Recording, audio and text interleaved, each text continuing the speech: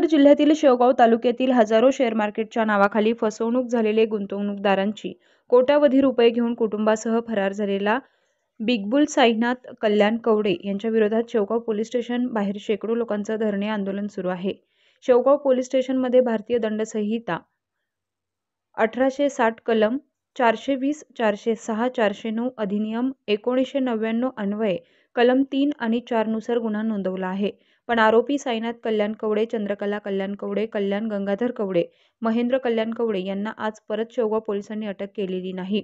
आरोपी हे फरार आहेत, ते पोलिसांना मिळून येत नाहीत, त्यामुळे गुंतवणूकदारांचं खूप मोठं आर्थिक नुकसान होत आहे। तसेच आरोपी कल्याण गंगाधर कवडे यांनी सदर शेतजमीन ही गुंतवणूकदारांची सरकारची फसवणूक करून बेकायदेशीररित्या एका महिलेच्या नावे केली आहे। याचा शोध घेऊन माननीय न्यायाधीश साहेब, जिल्हा सत्र न्यायालय अहिल्यानगर यांच्याकडे जप्तीचा प्रस्ताव सादर करावा।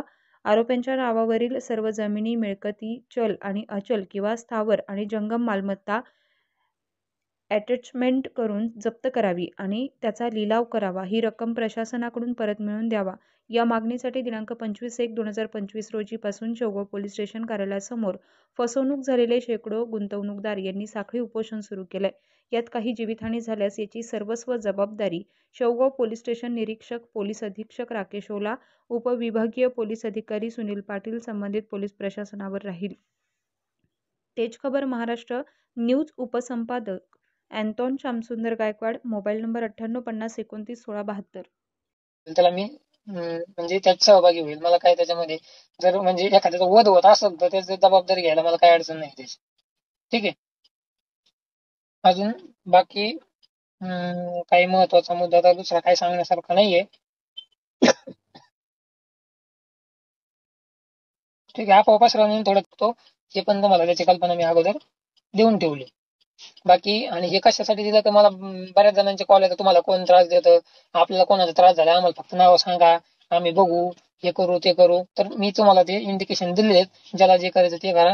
आणि आता ते परत उलट म्हणतील की आमच्या जीवाला धोका आहे, आम्हाला काही झालं तर त्याला जबाबदार मीच राहीन, तर मी लाईव्ह मध्ये सांगतो का त्यांच्या कोणत्याही घटने जबाबदार मी स्वतः घेतो, काही अडचण नाही। त्यांना उद्या काही झालं तर आनंदाने मी त्याची जबाबदारी घेईल। जर दुसरं कोणी जरी काही केलं तरी त्याला जबाबदार मी राहील, काही अडचण नाही। त्यामुळं त्याला काय करायचं ते करू शकता, बाकी काही अडचण नाही, त्याला जबाबदार मी राहीन। कायदेशीर जी काही प्रक्रिया होईल त्याला मी म्हणजे त्यात सहभागी होईल। मला काय त्याच्यामध्ये जर म्हणजे एखाद्याचा वध होत असेल तर त्याची जबाबदारी घ्यायला मला काही अडचण नाही त्याची। ठीक आहे। म्हणजे कोणत्या प्रसार माध्यमात खरंच जर धमक असेल सत्य दाखवण्याची तर मग त्यावेळेस छापून दाखवा, आपण पण मानू त्या गोष्टीला आणि समाज पण मान्य करत। फक्त काहीतरी नुसतं असं तोंडी कोणतरी बोलतंय म्हणून ते प्रसारित करणं हे तर कोणती पण मीडिया करेल, पण जर सत्य मांडण्याची जर कोणाला धमक असेल तर यादी पाहून नक्की माना, मी पण मानल आणि समाज पण मानल त्या गोष्टीला। कारण जे सत्य आहे ते सत्य आहे। जेवढे लोक असतील प्रत्येकाला पासपोर्ट काढणार, आणि कोण म्हणतं पळून जायला पासपोर्ट लागतो, बिना पासपोर्टचं पण जाता येतं ना। तेवढा जर कायदा कडक असता आणि पासपोर्ट शिवाय जर पळता आलं नसतं तर एवढी इंटरनॅशनल तस्करी झालीच नसती ना, एवढं नव्हती। माझा फोनवर पासपोर्ट निघला असता त्यावेळेस, आणि अजून पण निघल, काढायचं असं ना तर अजून पण निघल, एवढं काय त्याच्यामध्ये नमस्कार, माझं नाव संध्या सुरेश राहतो।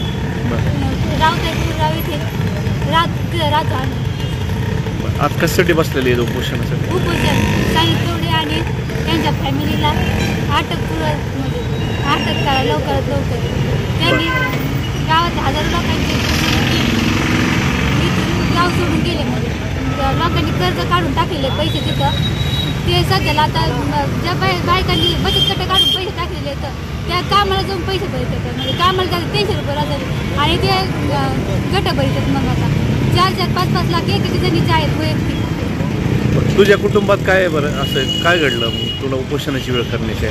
कुटुंबात आमचे वैयक्तिक तिथं 27 लाख येतं,